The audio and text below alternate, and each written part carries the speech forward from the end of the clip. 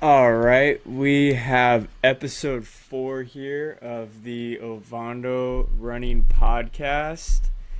This week, I have the privilege of having one of my friends, Derek Kachadurian, on with us. Derek, what's up? How's it going, man? Good, bro. Thanks for having me on. Um, I've loved the episode so far, so I appreciate getting on here. Yeah, man, thanks for joining. Just go ahead and give us like a little background. Where you from, and maybe just like have you ran your whole life, or has that been something recent? Cool. Yeah, I grew up in the Boston area. Um, Truthfully, like didn't like running. I played soccer in college, but like struggled with just running apart from just like sports. Like I had no problem like running for a whole soccer game, but like track workouts were brutal for me. I just didn't have like that mindset back then. Um, and yeah, I moved out to San Diego about 9 years ago. And running kind of started like right around COVID. I had a dog at the time that like enjoyed running and going on trails, so I started just like picking at it. And I did my first ever race was a 50K in 2022, and basically just like drank the Kool-Aid and like have been on this like Forrest Gump running escapade since. That's awesome. Kind of the same situation happened to me. But if you don't mind me asking, what was that 50K that you did? It was the Zion Vacation Races 50K. Okay, and is that one like a pretty beginner friendly one, or is it pretty Yeah, gnarly? yeah. I mean, looking back, like it was pretty easy to be honest. But like at the time, like before I started training for that, I'd never run more than 10 miles. So like I was like super overwhelmed with the idea of 31 miles. But since like all the races that I've ripped since then, like looking back, I'm like, oh okay, like that was pretty runnable, and like at a decent altitude, but like nothing crazy. So yeah, maybe one day I'll go back and see like how the progress stacks up. Yeah, it's funny you kind of say like it was an easy one because like I was kind of in the same situation as you. Never ran a half marathon, never did a full. My first one was Lake Hodges 50K, and the thing that was going through my mind was, oh, dude, this is a 3-for-1 special. I can check off half marathon, full marathon, and ultra all in the same race. But man, dude, that first one, like super runnable, but man, dude, I think to this day that was like for me the hardest one I've done. Yeah, I didn't make it any easier for myself too, because like back then, like my pack was like so heavy. I was like carrying like 4 liters of water, like enough food to get me through like 2 days. Like just like worried like of what I was gonna need. I had no idea, so didn't make it any easier on myself. Dude, yeah, I was just thinking back on that too. It's like I had full front pockets loaded. I think I carried flasks, um, like extra shirt in the back. Like, dude, I looked like I was going out for some of these people doing a 200 nowadays. And now it's Yeah, yeah, like 50K, or all right, give me like a handheld or some gels yeah. and a belt and I'll be fine. Yeah, exactly. But that's the cool part.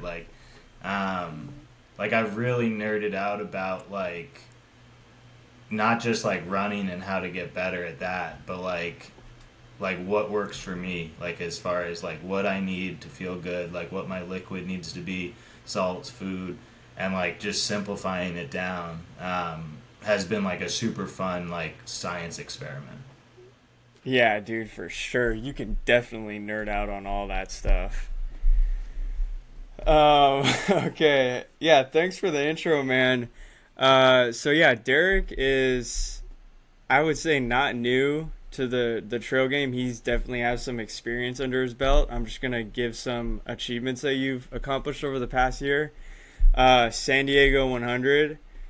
I mean, dude, that was your first 100 and you sub 24'd it. Like, that's awesome. 23:43:04. We got the peak marathon, which if you're not familiar with the San Diego area, it's Cuyamaca Peak, and you go up and down it, and it's in, what is it, July, and it's Yeah, hot. middle of July. It's a Oof. tough one. Yeah. Um, he took second overall. That was a 4:42:05, and then your most recent one was Bryce Canyon 60K. Took second overall with a 6:31:20. So I mean, dude, that's pretty awesome, man. I mean, I think a lot of people, when they think of, the 100, their first goal is, oh, dude, I want to sub 24 it. And it's like, dude, you did it on your first one. So that's awesome, man. Yeah, bro. I was like, I signed up, and then like through like training, I was like, like I think I can finish this. Like I'm not too worried about like completing it. And so like I was worried I was gonna get complacent. So I was like, all right, like new goal, we're gonna sub 24 it, and that like scared the shit out of me. So like it like dialed up my training big time, um, because like I said that to a few friends, and I was like, all right, it's out there. Like I've said that that's my goal, um, and like it just lit a fire under me. So like that training block had like that much more pressure on it, not just like looking at 100, but being like, I'm trying to race this thing. So it was, dude, that was a life changing experience. Like just like you know better than anyone. Like the 100 distance is like you like really see who you are in that experience, and it's like it's a spiritual experience. Like it's crazy being on the move at an elevated heart rate for 24 hours straight. Like your mind and body just like I mean, dude, it's just a bunch of highs and lows. With the longer stuff is kind of what I've realized, man. But let me ask you a question about the sub 24 thing. So when you told yourself you were gonna sub 24, were you still thinking like, okay, I have 32-hour cutoff, or were you telling yourself like 24 hours is the cutoff? I set it up as goal A, goal B, goal C. And so goal A was sub 24, goal B was 26 hours, and goal C was just finishing and making the cutoff.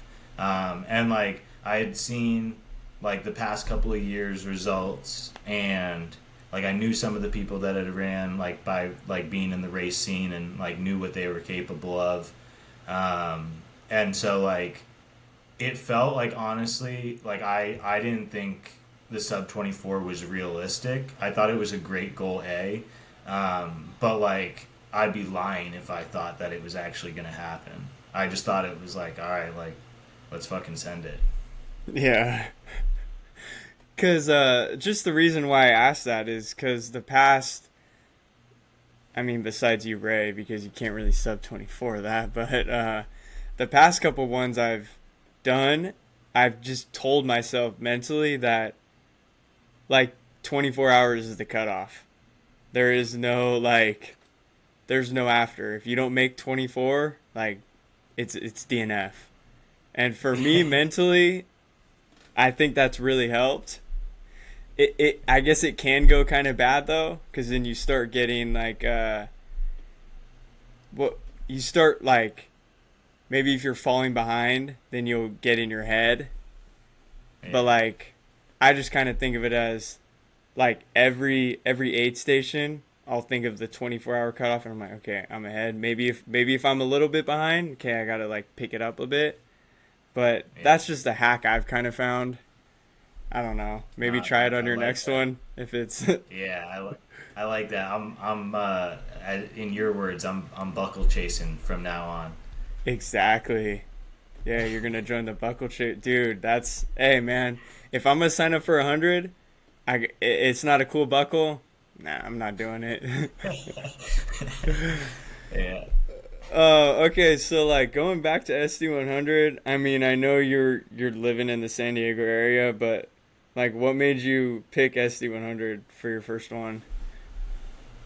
Um, two reasons. So like at first, I kind of had a 100 miler lined up in 2024 after like I had a couple good races in 2024 where I like surprised myself with results and I was like, "Oh, like I'm kind of good at this." Like once I finally started actually like training hard. So I had 100 lined up and it was up in like the Folsom Lake area in Northern California. And I was just thinking like I think in the future, like traveling for hundreds, like now that I have experience, like isn't a big deal. But like, I had like a ton of friends and family support me for the SD100. Like, and having that extra boost where like, I had like 10, 12 friends waiting for me at the mile 65 aid station. I had like a couple pacers and like a crew that stayed up all night, including my mom. Um, and like that was like honestly one of the coolest parts about the whole experience. And then two, like I that's basically like my training ground. Like Mount Laguna is probably my favorite place in Southern California. I was just out there last weekend. Like I must have done like 80% of the trails already just through training and exploring. So like I felt like that kind of, I'd done the Mount Laguna Marathon last year too, and like it felt special for that. And then also like being able to visualize like sections of the race, and as I was picking apart like how I was gonna attack like each part, knowing like what that section really meant. Because like you can look at a map and see elevation gain and see like mileage and be like, oh, okay, like that's not so bad. But there's some sections that are so technical, some sections that are so exposed. And I think that's why the DNF rate for SD100 is so high, because people coming in, they're like, oh, 15K gain, 100, that's not so bad. Like, it peaks at what, 6,000 feet above sea level. But the technicality, like, really eats people alive. And the heat out there, I think, catches people off guard. Dude, 100%. And like I remember when I did it last year, that PCT section, every time I run on that, it's like that shale rock that's like super, it almost sounds like glass when you're stepping on it. Super slippery. Like, sometimes I feel like having a trail shoe, it doesn't even like make a difference on that kind of stuff. It's just like you're having to watch your footing like that whole section. And I mean, that's at And the end dude, of the that race too. yeah, end of the race, nighttime. You're like on a cliff edge where you're looking down at the desert like a couple thousand feet. So yeah, like it's a tough part to have tired legs and a tough part to be at night.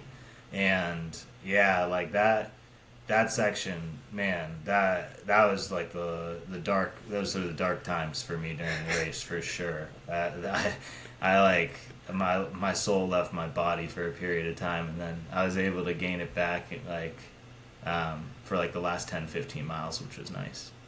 Dude, hell yeah. What, so like looking back at the course, like favorite section,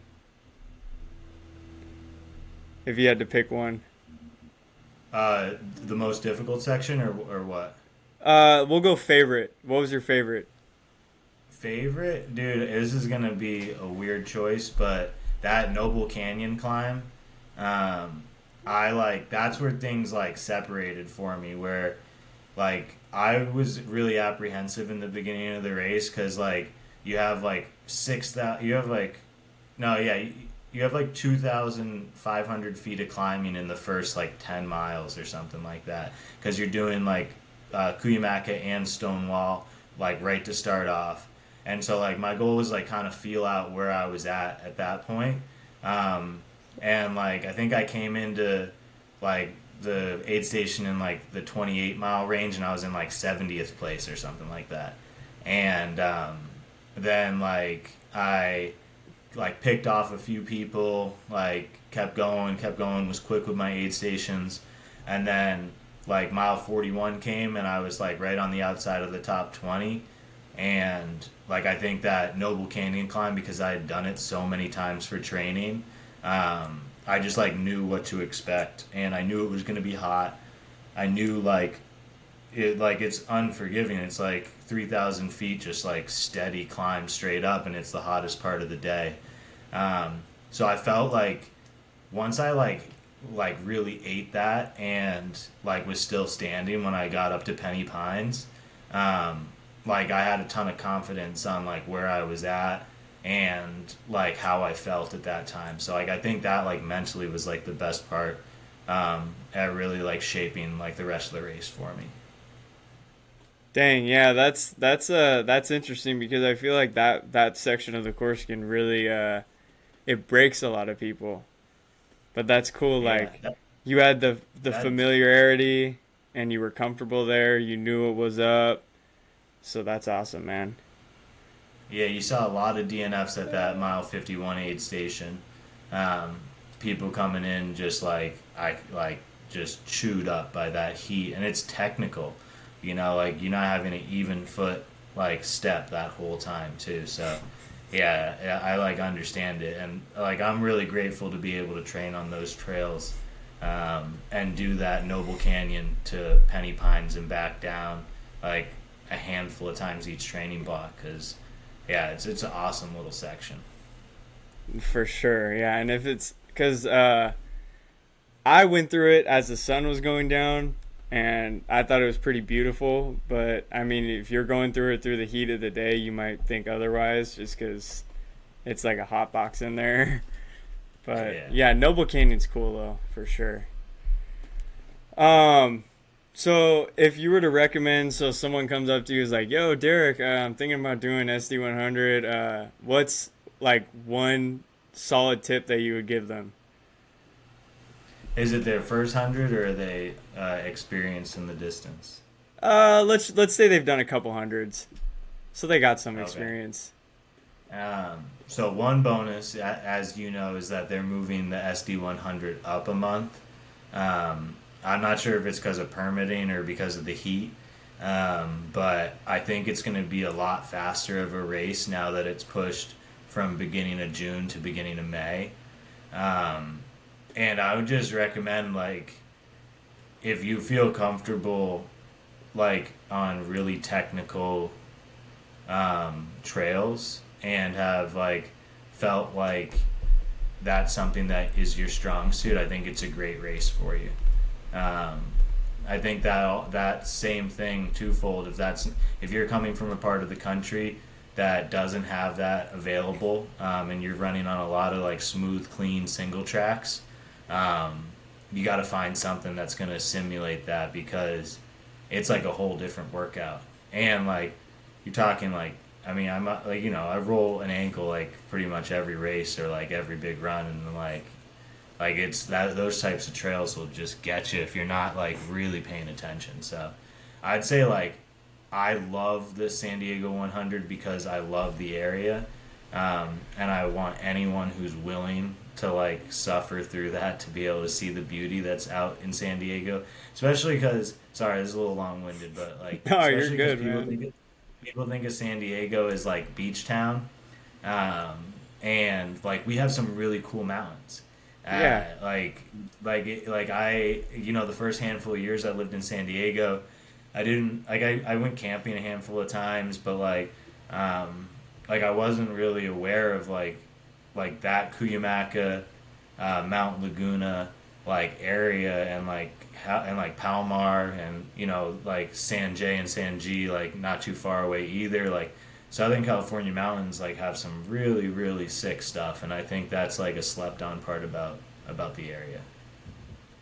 dude, 100%. So anyone's listening and they're interested in San Diego 100, come down and rip it. That race also has a special place in my heart too, because that was my first 100. So that's awesome, man.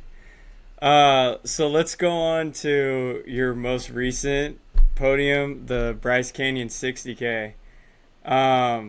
So what made you choose the 60K and instead of like the 50K or the 50 mile? Was there like anything? Actually, yeah, so it's like that how you and I met. The Pirate Cove 6 hour um, backyard ultra that I did while you were doing the 24 hour.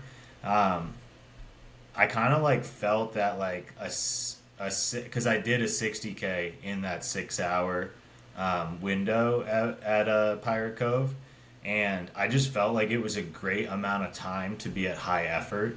Um, where like 50K, like I think I don't really view myself as super fast. I know like that's all relative, but like 50K is like a lot about speed, and I think just adding that extra distance on, um, like helped kind of gain a little advantage for me, and I just knew like what I needed to do for my body to be able to push for that 6.5 hour period. Um, and I was kind of curious to see like, I've done a handful of long races at this point, and like I kind of viewed like the 60K as like almost a sprint, which like sounds insane and would have sounded insane to me a few years ago, but like yeah, like it felt like 38 miles. Like I was like I can push that. Like I feel like I can be at like close to high, like that upper level of effort for the entirety of it. And I kind of just wanted to see like what I had in the tank after like the previous successes this year. Nice, dude. Before like going into the race, um, did you have any like goals? Were you just kind of like going out there to compete against yourself, or were you thinking about podium? Like, Yeah, it's tough with trail running. Like, I'd be lying to say that I wasn't looking at the top of the field and I was like, I think I can do top 10. I think if I have a great day, I can do top five. But, like, really, that all depends on who shows up, you know? There's some dogs out there in the trail running world, and you can just draw the short end of the stick if, like, some beast is showing up to a random race. But I had familiarity with the vacation race program, and like I knew, like they put on a good show. I was bringing someone with me, and it was their first ever trail race, and so like as much as I love like the small trail running community and those types of races, I like really wanted to show like what's out there to this person, and I think those races do a great job because you're in like national park or on the edge of national parks, and it's like so beautiful, and like well stocked aid stations, like live band at the start and finish, um, so yeah, it was kind of yeah, that was like what was going through my head. yeah, that's a good way to think of it too, because it's like, especially when you don't know any of the names on the start list, you're just kind of like, you maybe take a glance and be like, all right, whatever, like I'm just gonna send it, like whatever happens happens.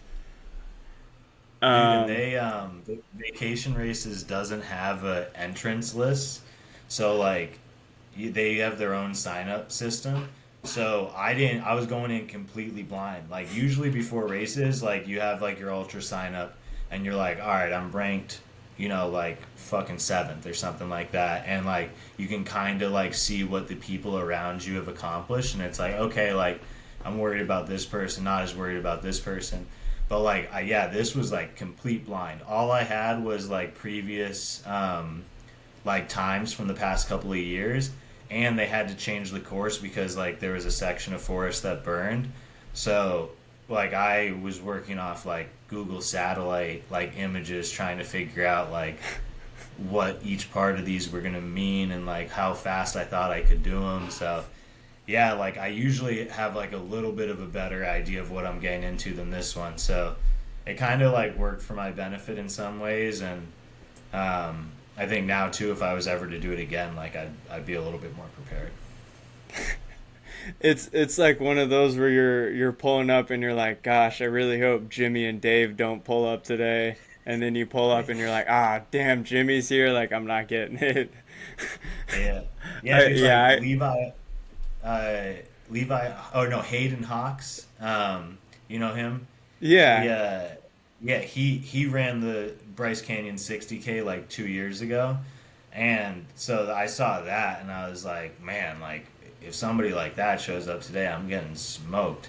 Um, and like it, but it also gave me like a good idea of like what was capable on the course because like having somebody who's like one of the best trail runners in the world, like having done the course, like I was like, okay, like if he's doing that time, like it helped me kind of gauge where I thought appropriately I'd be able to finish.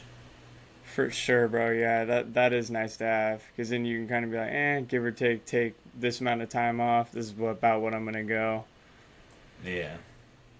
So what's like the so over the 60K, like go and break down. What's like the terrain like? How much vert? What are you at altitude? Yeah. So the simple specs, 38 miles, like I think 4,400 elevation gain. And so like on paper, I was like, all right, that's like I just did a marathon that had like nearly 6,000 with the peak, and so I felt like that was like a pretty like not flat, but like it wasn't like an insane amount of vert. Um, but it's tough out there. So start out the race, you have like a 6 mile climb that goes up about 2,000 feet. You start around 7,500 feet above sea level. You get like around 8,700 feet above sea level at the top of that peak. And like, like we're sea level guys. And like I'm lucky to have experienced like with you and like some of my other runs like some high altitude stuff. So I kind of knew what to expect like at that height. Like I knew it was going to decrease my output by like a certain percent, but I also knew like it wasn't going to floor me. And so I kind of like stayed on the outside of the top group, like fifth, sixth, seventh place for that climb, just kind of sizing everyone up, like trying to get a feel for like what I thought like I was going to be able to do on the day. And then I knew like once we got up to that peak, there was like a solid runnable section from like mile 10 to like mile 22 ish.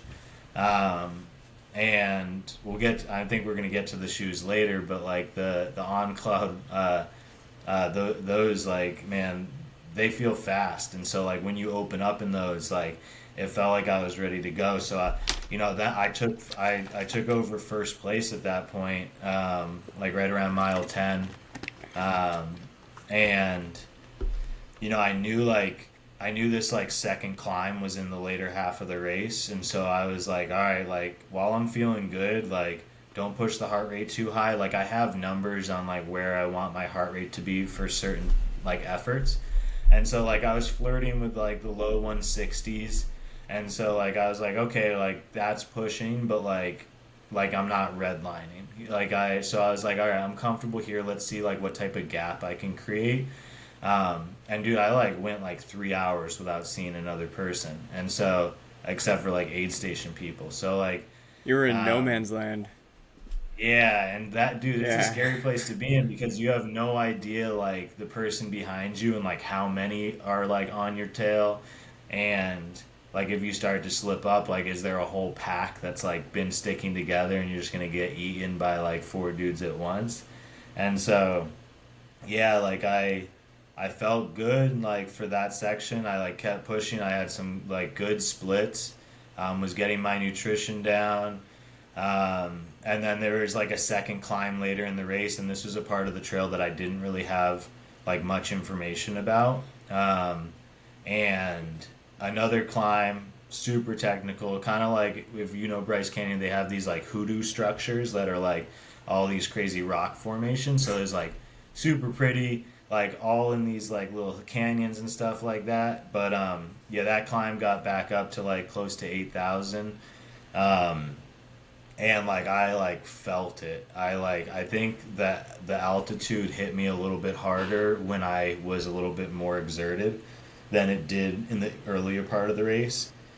And yeah, then following that, you go straight into this section where it's just like up, down, up, down, up, down, up, down, like 50 feet down, 50 feet up, 50 feet down, 50 feet up, like just nonstop. And so, like, it was really hard to find a flow. Um, one guy ended up being like, right in my vicinity. We like saw each other at an aid station. And he was a guy that, I talked to previously, and, we were kind of chatting on the way up the first climb. And so I like knew, he had some solid experience. It was his fourth year in a row doing the race. And he had some big races under his belt. So, yeah, I tried to hold him off as long as I could, and then like I got past like around, I think like mile 31, 32.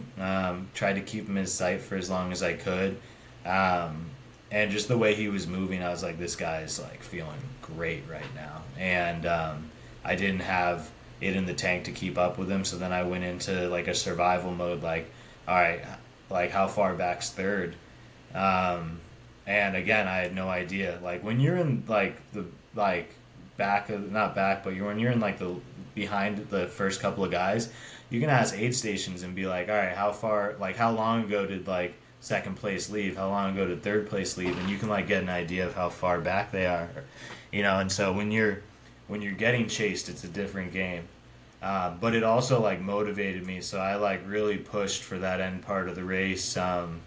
And had some like brutal technical sections to fight through.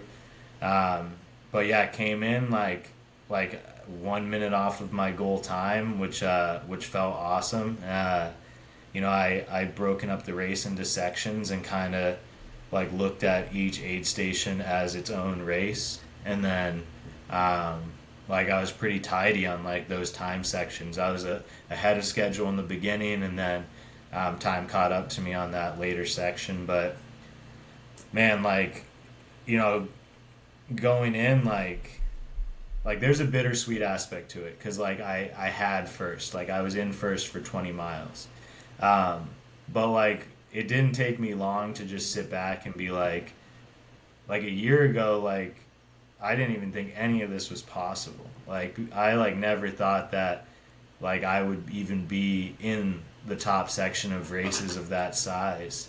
Um, so there was like also just like a ton of gratitude for like the work that I've put in, like between the training block for the SD100, I took 2 weeks off and then got into this training block, and like it just like the hard work that like had gone into this year like felt like it was all worth it, and like just super cool, just like being able to be like in the top section of a race like that. And um yeah, it was like honestly like it was a full picture moment because like this past calendar year, like I've really tried to like dial it up, and like the results have showed. So like I'm just super stoked. It's like I'm kind of at a loss for words for where it's at, and like it just like pushes me to like want to keep going and kind of grind a little harder. Dang, dude, that's awesome, man. You're making me want to go out on a run right now. Um, got me pumped up. What like so? Was there anything you get done with SD? I know this is a different distance, but like, was there anything specific that I mean besides like I know we went up to Langley. You were trying to get some higher altitude stuff, but like run wise, was there anything that you maybe threw in the mix to like help you with the shorter distance stuff, or you just kind of kept it the same? I changed it up a lot because like with the 100-mile distance, um, it was really a lot about just clocking miles and like time on feet during that training block. And like I did like some like certain things to like prepare for running at night and sleep deprivation and a couple other things for that. um, but then going into this one, like I was a little bit more purposeful with my miles. I did like an 8 week training block, which like like I like kind of just like on a whim did the peak marathon like 3 weeks after the SD100, just like kind of like, oh, like what the hell, like let's just send it. So I like disregard that, but like after that I started like an 8 week block for this Bryce Canyon, and I kind of felt like 55 to 65 miles per week is where I wanted to be, but I was a lot more purposeful with them. I was still doing my zone 2 runs, but I started actually doing speed work for the first time in like my entire life. I like hadn't ever, and like just to be clear, like I have no idea what I'm doing. Like I'm learning on the fly. Like I'm throwing stuff against the wall and seeing what sticks, but I tried to like see what I could do, like how fast can I run 10 miles? Like, how fast can I do a 5K? I started doing interval work for the first time. And, I felt like that, like, actually benefited me and helped me learn a little bit because, like, when you're doing, like, a ton of zone 2 work and, like, those, like, 100-mile distance stuff, you get used to what your fluid and calorie and carb and salt intake needs to be for that effort. And then when you're like exerting like a lot harder, like I found that like I was flying through calories and um, like I needed to up my like intake. So like that was like a huge learning like point for me, and like being able to experience like heat and altitude. Like I did Langley with you. I did the Mount Timberline Traverse with some friends up in the Mount Hood area. And I did, I think, Sanjay, just to try and get up there at like, because being at sea level, like racing 8,000 feet above where I live is a trip. So I had to figure out some trips on the weekends to like get into the mix up there. So yeah, that's kind of how I looked at this block. Nice, man. Yeah, as you were saying earlier, us sea level guys, man, like that, like you throw us up above. I would even say like 6,500, 7K. Like we're gonna feel it, man. Like unless someone's going up to the Sierras or something every weekend, like we're gonna feel it. Um, it's actually funny you bring up the part about the fueling. How if you're going slower and you kind of get in a set rhythm of how much you need to take, and then like when you go to higher intensity you need to start taking more.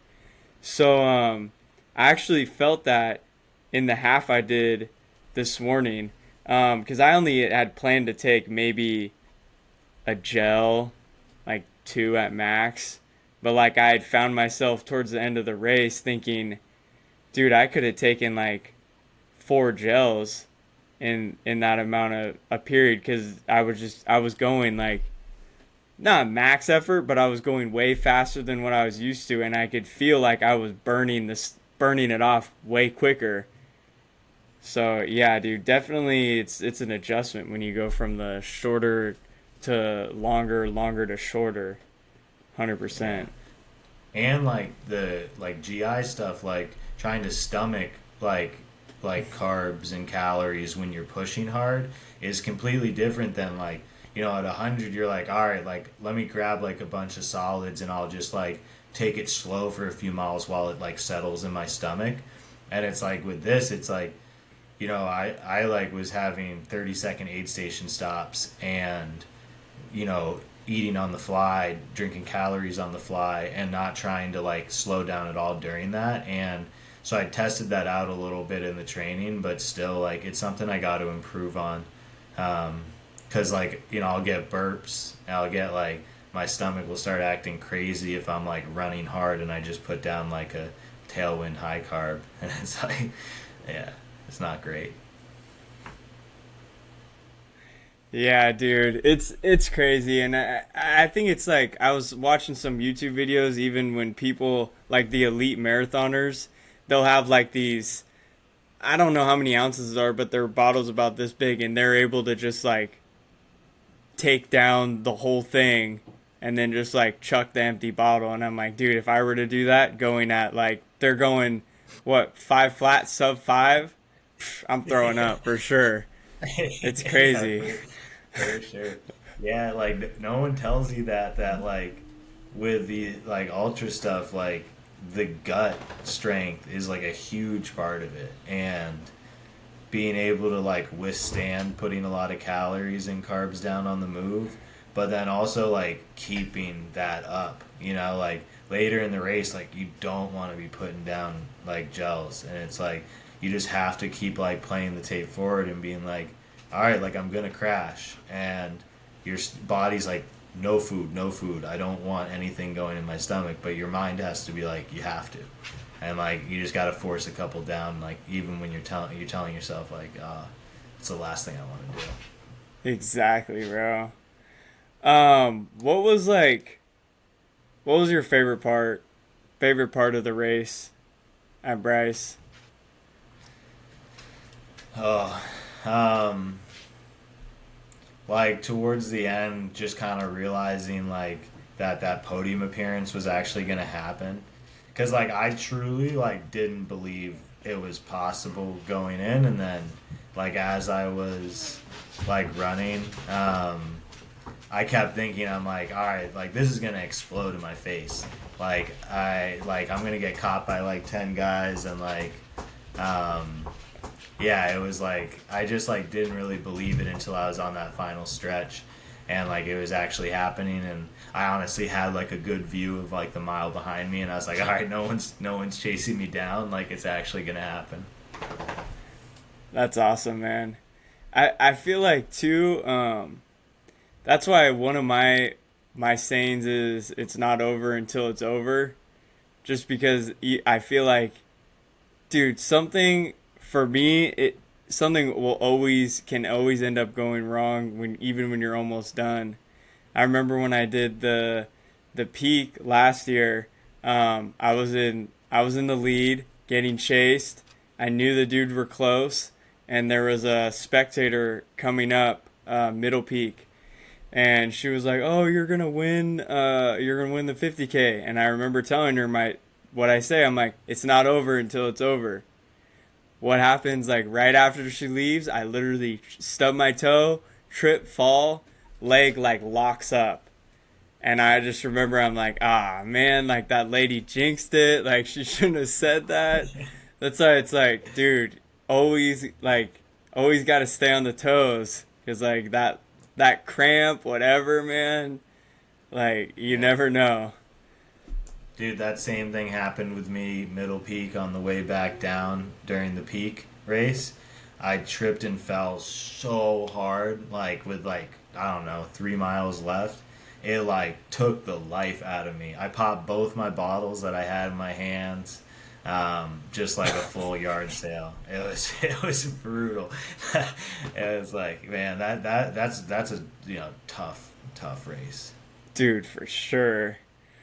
So this race, like, would you recommend it for someone like new getting into the sport, like terrain and all that, or Yeah, yeah, for sure. I think like as you know, like vacation races like come with a higher price tag than local races. There's more that goes into it, but I think if you're like not sure if you like trail running or not, it's a great place to start, because they put on like all the bells and whistles, um, and they bring you to some like beautiful parts of the country. Like I'd never been to Bryce Canyon before, so it was a great excuse for me to go to somewhere super beautiful, compete, and get a little bit of exercise. oh, nice, dude. That's awesome. You might have like convinced me to check that one of their races out. So, all right, let's talk. I mean, if anyone knows me, you know I'm a big gear nerd. As you can see, like my shoe wall behind me. Probably what I like to talk about the most. So like Bryce Canyon, what'd you use? Packer belt. So I went pack. There was an 11-mile stretch between aid stations, and it was in the later part of the race. So, I I went pack, but I also had a handheld that I kept in the top like pouch that I could grab real quick, and so that was kind of my carb mix, like container.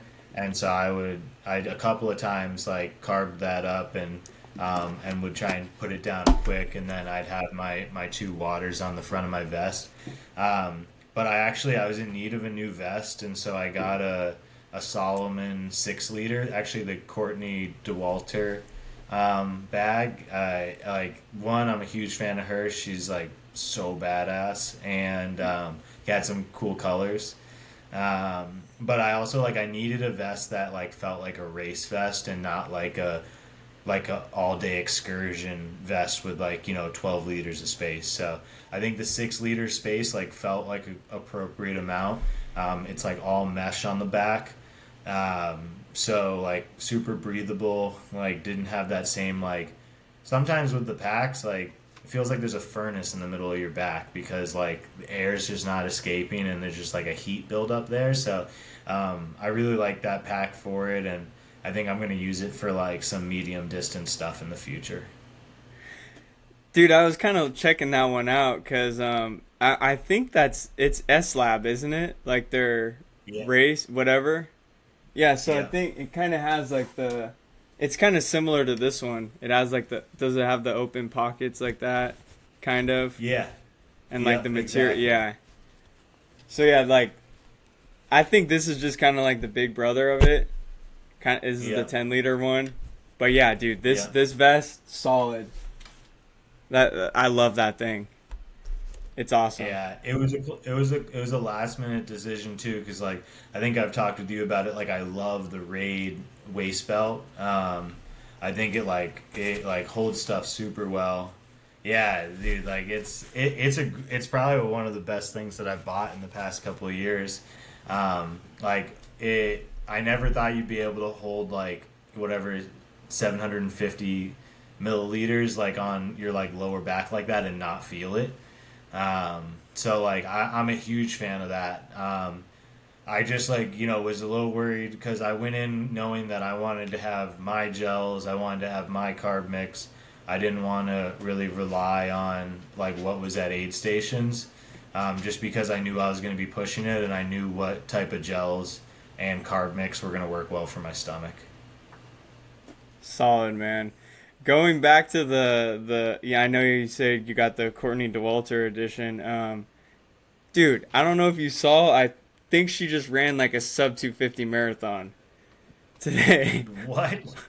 I think she ran like a No way. 249 or something like that, which I mean doesn't really surprise me, but it's like But yeah, like like the queen of the 200-mile distance can also run like sub threes.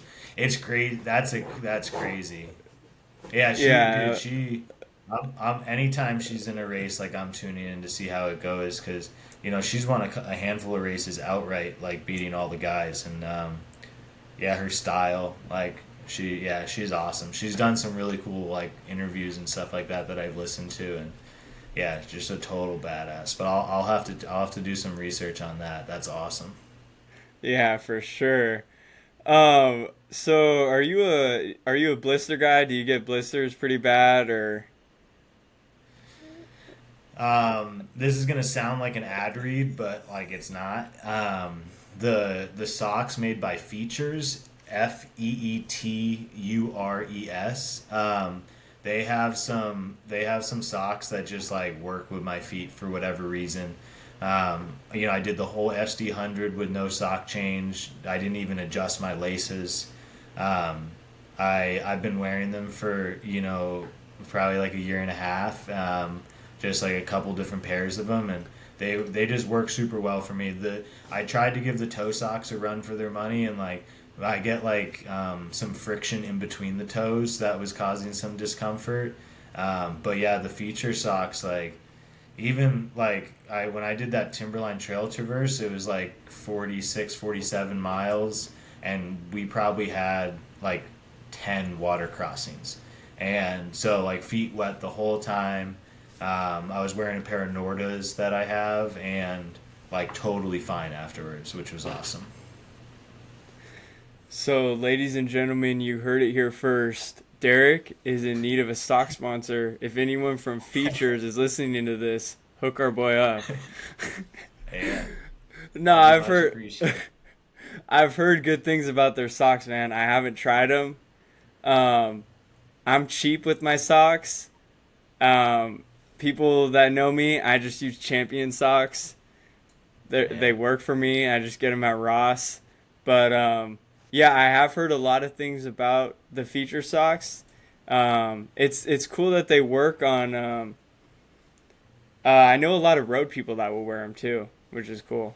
Yeah, That's awesome. they have good support. Like they have some like plantar fascia support like underneath too, and but yeah, I that's something I struggled with early in my running stuff, and also like it sounds stupid, but finding like the right shoe size. Like I was wearing like a half size too small for like a year, and I still lose toenails. Like I currently have like maybe two or three toenails, but um, they like my feet were taking a pounding with the smaller shoe, and when I finally went a half size up, like a lot of the issues kind of went away. Dude, that 100%, man. I've even kind of started going up to like a half size up, maybe even a Yeah, full, just yeah, because, you're going down these super steep descents. And I mean, I feel like no matter how good of a lockdown you have on the shoe, your foot is eventually going to start to slide just a little bit. yeah. Like, so yeah, dude, you got to get your shoe situation dialed in, and it sounds like you kind of figured that out.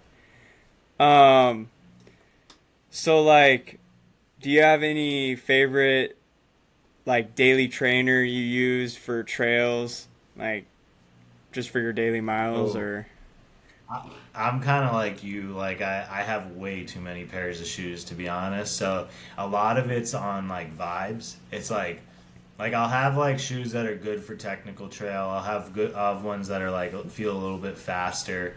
Um, but like it's really like about like what it sounds so stupid, but like what type of runner I want to be that day and like what I'm kind of feeling. So yeah, my like daily driver this past year has been I mean the past couple of months like a lot of like just easy runs have been the Mount to Coast T1s. And they actually the H ones recently came out and they look awesome. Um, but but yeah, the past couple months I've been using those. I fell in love with the Hoka Tecton twos. Those were like those got me through the San Diego 100 and that training block. Dude, that I love that shoe. I had three pairs of them, so I'm like on the tail end of the last one. And now the on the on Cloud Ultras pros. mm-hmm. Those man, I know that you have them as well. That like that the bounce that the return on energy that those shoes give, like I've never had a trail running shoe like it. Like I was just like kind of messing around with them, like feeling the difference, like one foot in one shoe, foot in those, and I was like catapulting forward in comparison to all my other shoes. So yeah, like huge fan of those if the trail is appropriate for it. But man, those things like really make you bounce. Yeah, so I guess right now we could kind of do the section that I've kind of been looking forward to do. I guess we'll kind of just go over the Cloud Ultra Pro. So I got it right here. Um, yeah, this shoe is freaking badass. It might be my favorite racer, like right now. Um, we'll just go over kind of some key stats. It's a max cushion trail racer. We got 41 millimeters here, 35 in the forefoot, 6 mil drop. Um, this they call it Leno weave. It's like on upper. I mean, it kind of feels like what like those the potato sacks you buy at Yeah, like the yeah, bags. You know what I mean? It's kind of like feels like those yeah, baggies. Um, yeah. it I think it snugs the foot down pretty good. It's very breathable. I'd say it drains pretty good. It's got the nice, like, the ribbed laces, so you don't really got to worry about it coming undone. And then yeah, it's got like the dual layered Helion HF foam or whatever. I guess they like tuned it for the trails, so it's different than the Super Shoe one. And then it's got, you can kind of see it, the plate right there. And it's not like traditional carbon fiber. It's like a whatever, like a plastic plate or something like that, fiberglass, which I think is pretty smart that they're kind of starting to do on the trail, because it's like you need you need a shoe that's able to kind of do this, whereas like you get a carbon shoe and it's like that you're just going to be bouncing off of rocks. And like if you're stepping on like uneven stuff in some of those carbon plated shoes, like it's like an ankle roll waiting to happen. Dude, 100%. One thing that I thought was kind of smart that they started doing was the Cloud Tech. They kind of like started to make it smaller instead of like, I don't have one right now, but like the big clouds. Like, I feel like this is just way better. And then I guess they I don't know if it does anything, but I guess they made the clouds bigger in the center, so your foot will more kind of fall in, kind of like a bathtub. Yeah. So, and then they're more shallow on the outside. That makes sense, because this is my first pair of Ons that I've ever had. But I was reading online that previous additions to anything they tried to do for trail, like rocks were getting stuck in those gaps and causing like a lot of discomfort. And so, yeah, smart move by them. Yeah, man, I think it's been a game-changing shoe for me, where like it really felt like I could like run fast in them, and also feel like I had enough control to handle technical sections. It's got a little bit of a wider base, so like even with that high stack, it doesn't feel like you're in a set of high heels. It like really feels like you got a good foot on the ground. And the tongue too. Like I feel like a lot of like these like faster shoes like try and do as minimal as possible on the tongue, and I like really tying down my laces tight and having that like cushiony tongue thing that they have. It's almost like a mattress like foam type thing. It's super sick.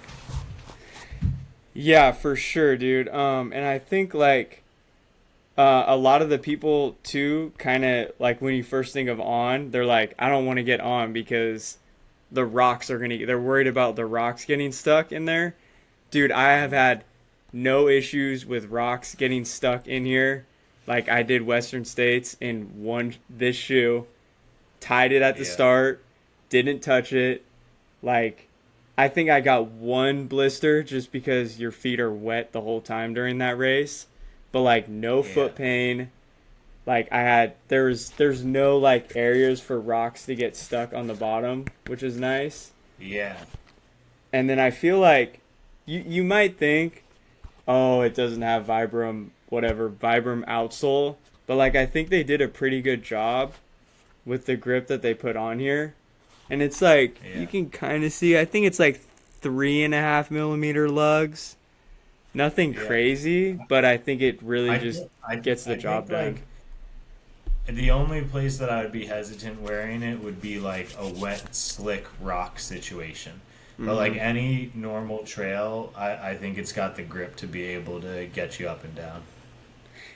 Dude, for sure. Yeah. And it's like, I feel like people, someone that's going to come and be like, oh, well, those lugs aren't deep enough for mud. Well, like, if we're being realistic, you're better off you can wear a road shoe and it's going to feel like a trail shoe in the super deep mud anyway. Like, nothing's really, unless you're wearing, like, soccer cleats or something like that.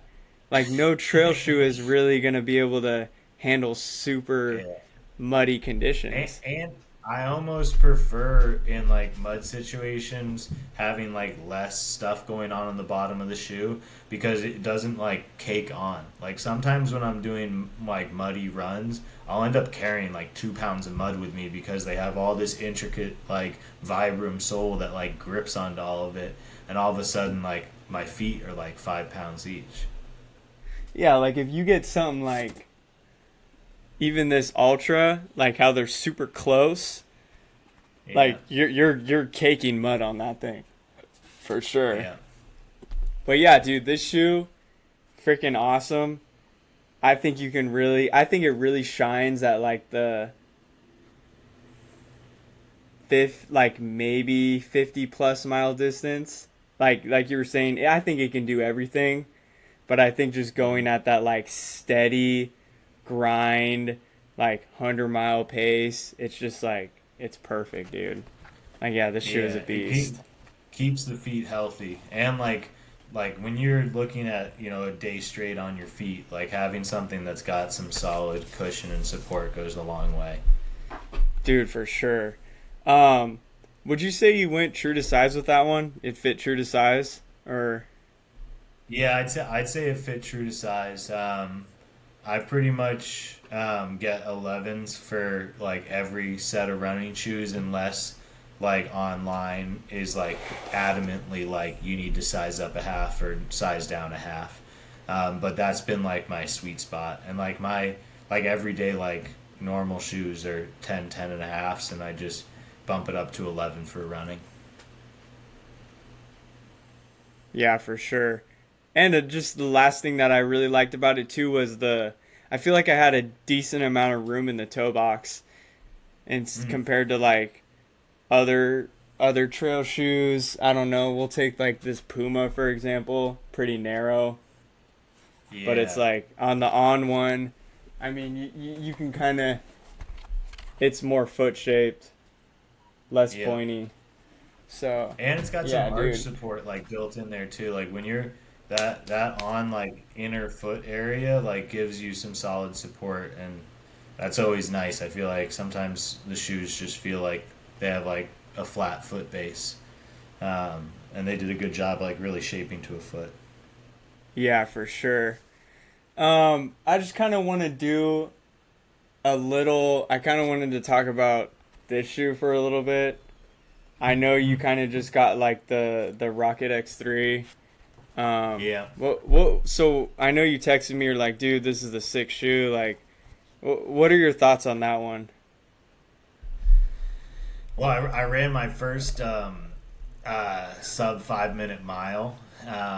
My Oh, first time wearing my first time wearing them, and like congrats. also like yeah, thanks, bro. I like I hadn't ever tried to run a mile all out, which sounds crazy, but I'd done like mile intervals, and I do like six of them or something like that. So I wasn't going at 100% effort.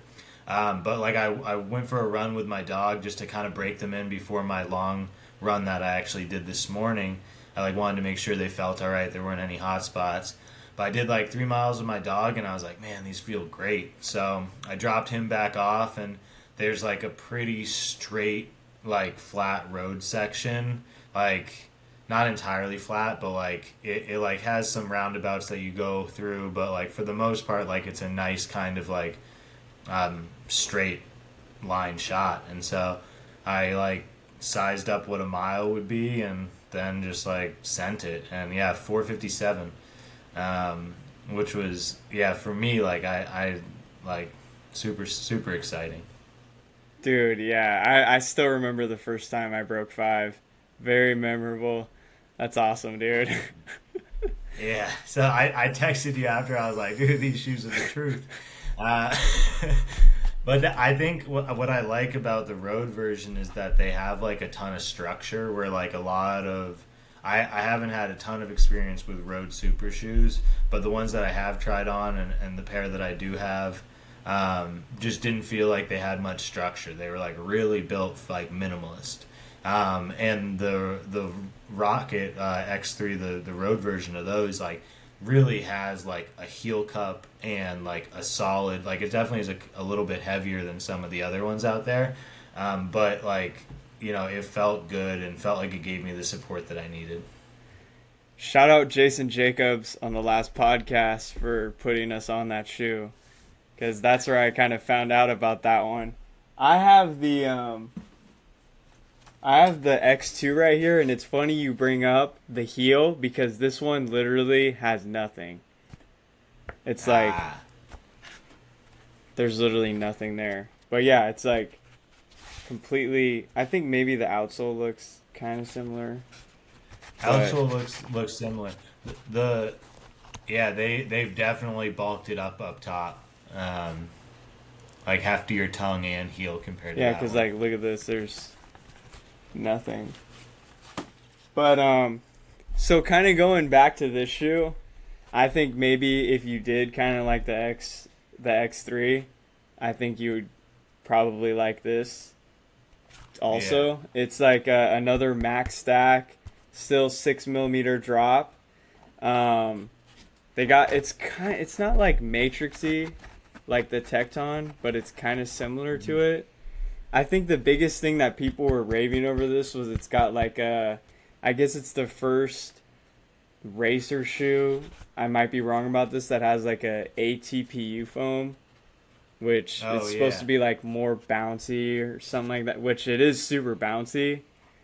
And then it's the same thing. They got in the Tecton, they do the H carbon Yeah. plated one, which is kind of cool. Same deal.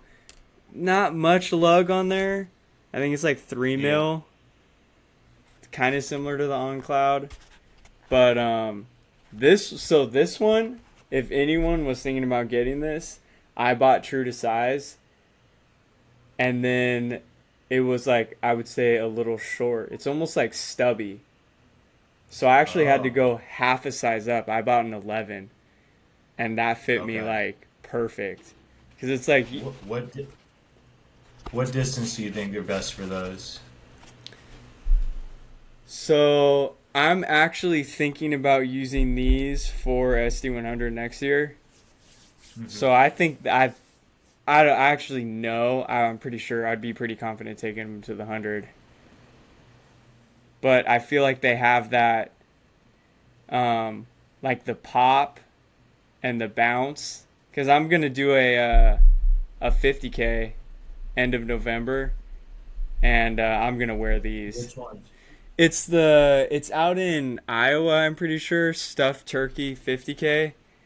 Um, Nice.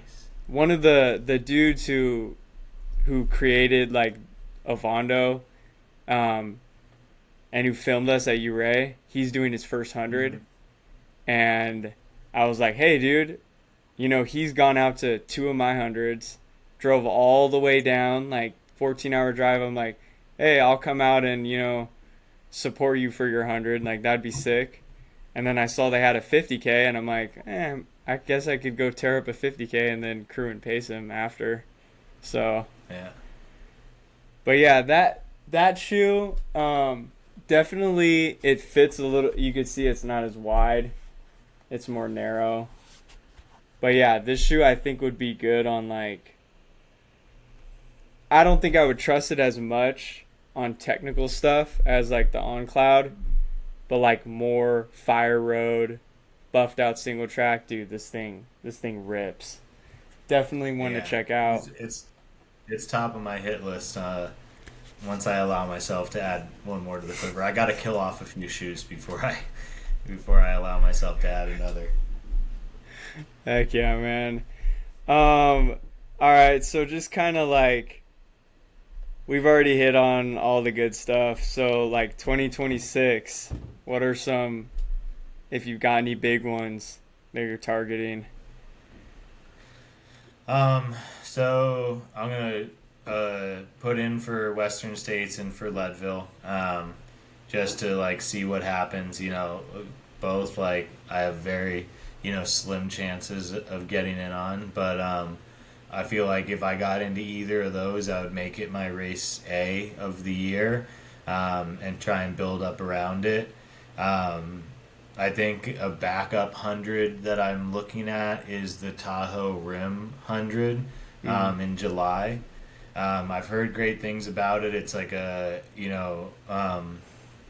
like a local community, like 100 miler, and pretty beautiful area. I got some really close friends that live up in the Truckee area.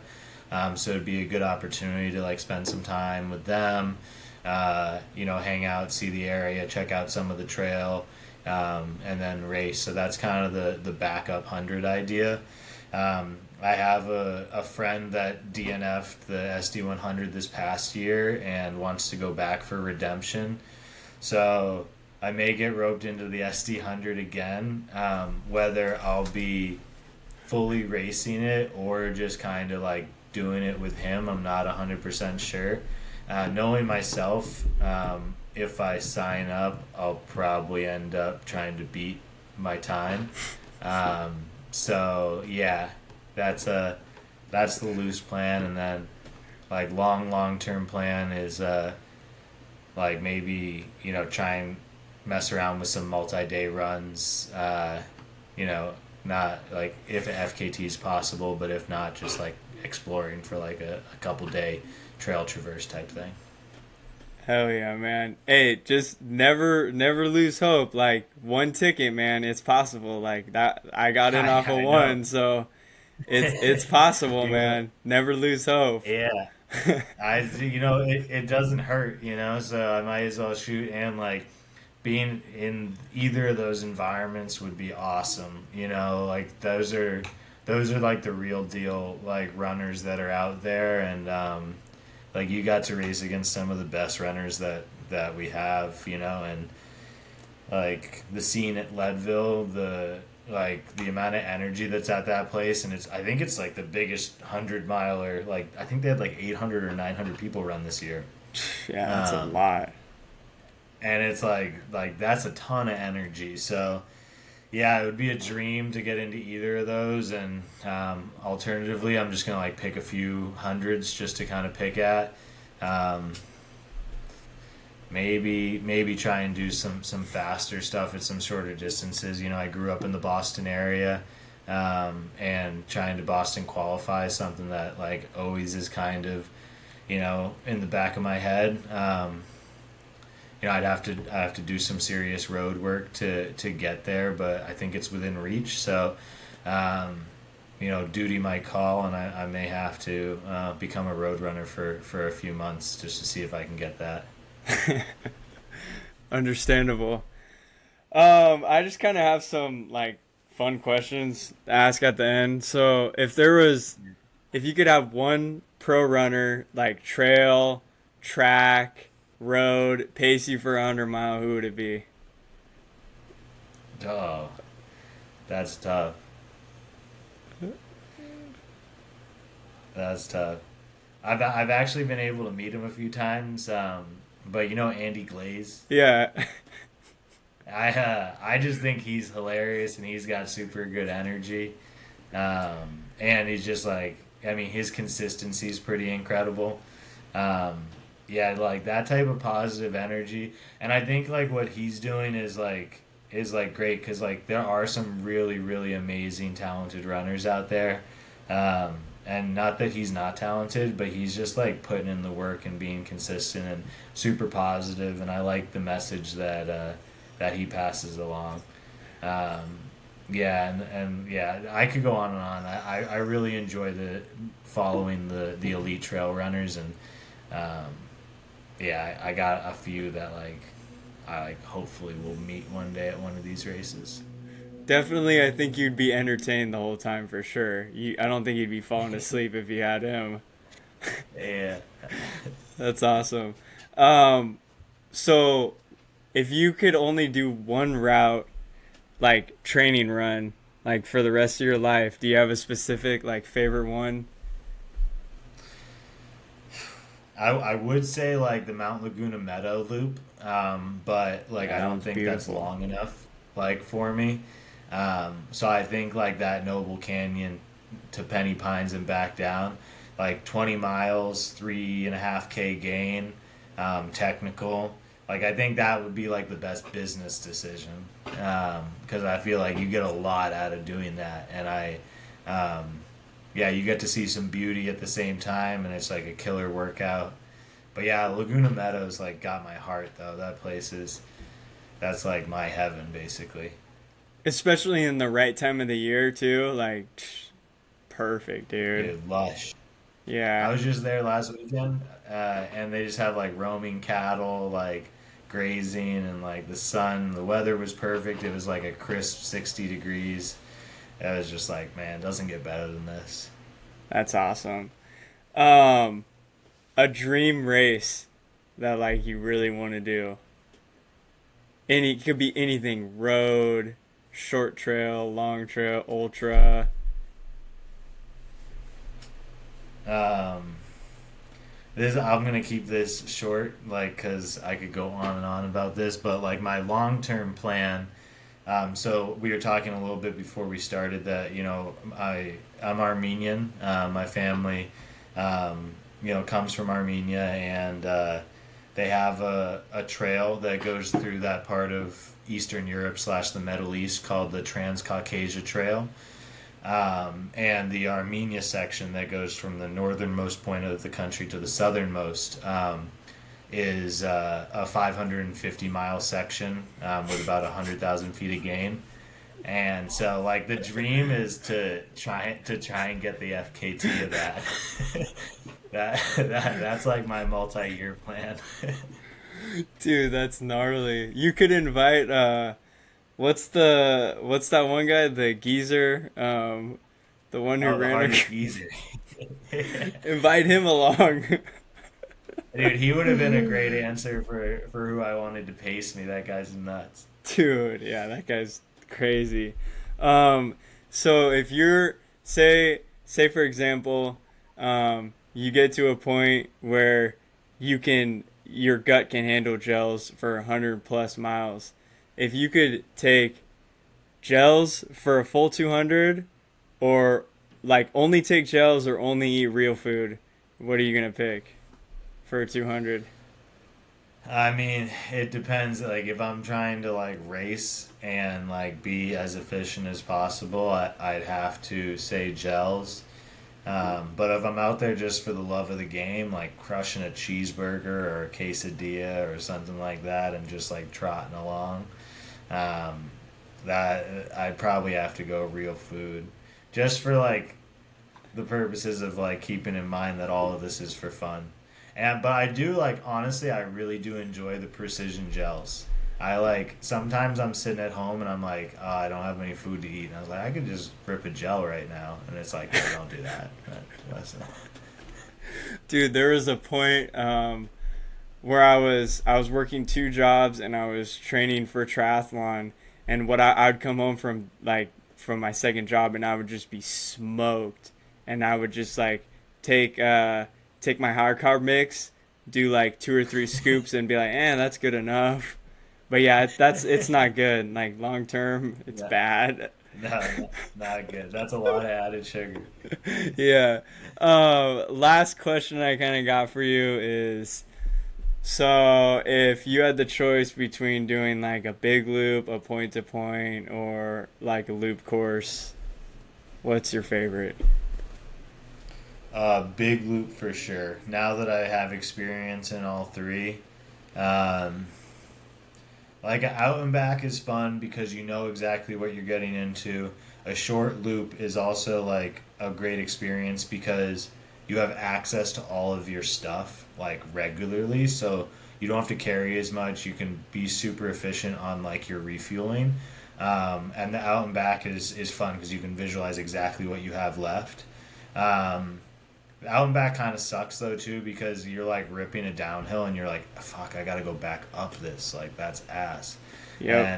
and it kind of messes with your head a little bit. But yeah, I'd say big loop just because it's nice to like keep the mind fresh and like see new stuff the whole time, and just like the beauty of having things come full circle, and kind of getting back to where it all started.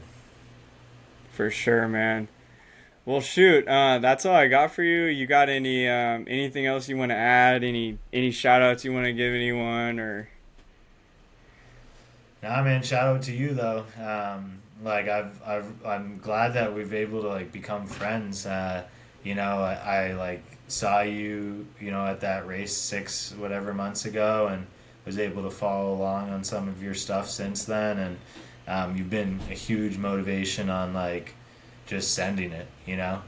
You've done like whatever 5, 600s like this year, and like yeah, you just like total beast. And so um, yeah, it's been a pleasure, man. I really appreciate you asking me on here, and look forward to more runs in the future.